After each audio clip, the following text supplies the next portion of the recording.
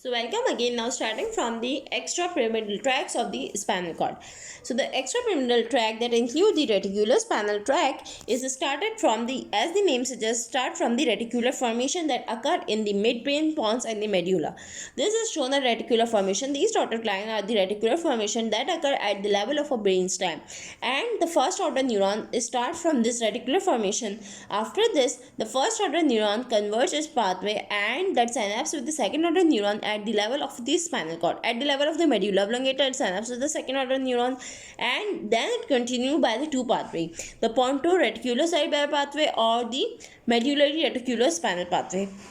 If the neurons cross towards the opposite side, they are called as the medullary reticulospinal tract.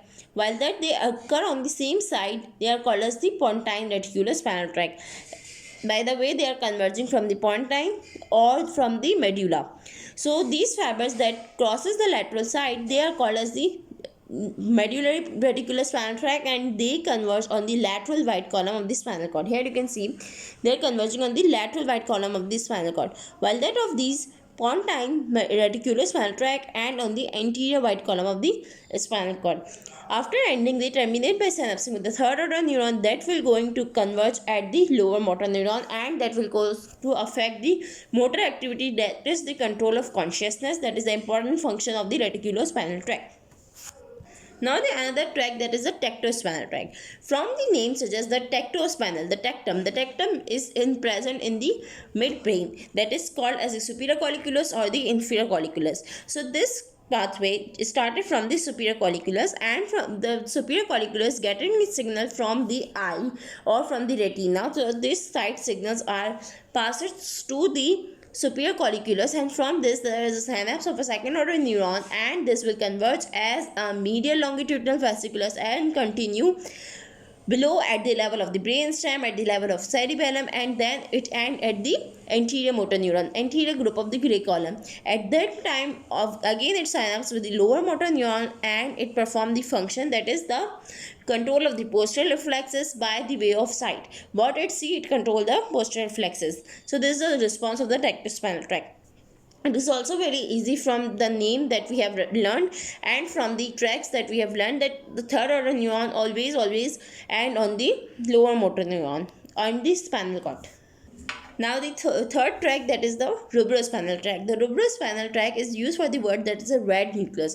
A red nucleus is present at the level of a brainstem and in the midbrain. Mostly the midbrain, this red nucleus is located, and from here the first order neuron arising, and from the red nucleus this first order neuron pass from the cerebellum, from the brainstem, it continues as the rubrocerebellar pathway in the lateral white column of the medulla. Then this ultimately and at the level of the anterior gray column, and then it synapse with the lower motor neuron. There is a corresponding pathway of all the descending tracts.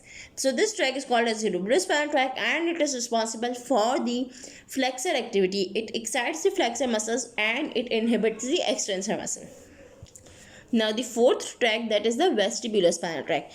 The vestibulospinal tract arises from the vestibular nucleus that is responsible for getting the impulses from the vestibular nerve that is present in the internal ear. From the vestibular nerve, these nerves are combined in the nucleus that is the medial or the lateral vestibular nucleus. From these two nucleus, the first order neuron come out and synapse with the second order neuron, and it continues as a vestibulospinal tract in the anterior white column of the spinal cord. It ends, and then again it synapses with the lower motor neuron, and the function of this tract is to excite the extensor muscle and inhibit the flexor muscle. That is, it's the opposite towards the rubrospinal tract.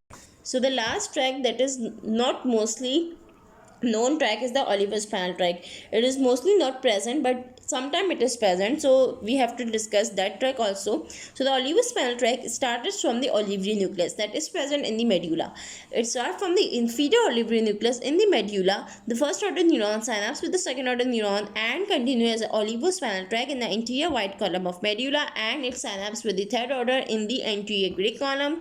Then again with the lower motor neuron, and its function is not known because it is very rare tract. So this was the general explanation that how the tracts are started from the cortex. It may start from the red nucleus, it may start from the reticular formation, it may start from the inferior olivary nucleus. I hope you will be explained well. Thank you for watching.